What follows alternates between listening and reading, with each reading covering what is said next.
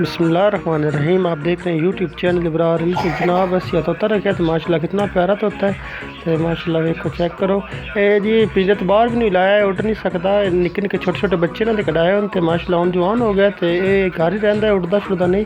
तो अगे जी तुम वेख सकते हो बच्चों के तोते से कढ़ाए होना। वेख तोती कितना उनकी माँ गुचूंगा मार रही है, साढ़े बच्चे ना लाओ इन करो करो। तो मैं अंडा चाक बाहर सुटन लगा कि इन्होंने कोई दिक्कत ना आए। जो थोड़ा इनकी वीडियो अच्छी लगती है लाइक कर दो, चैनल में सबसक्राइब कर छो। Thank you.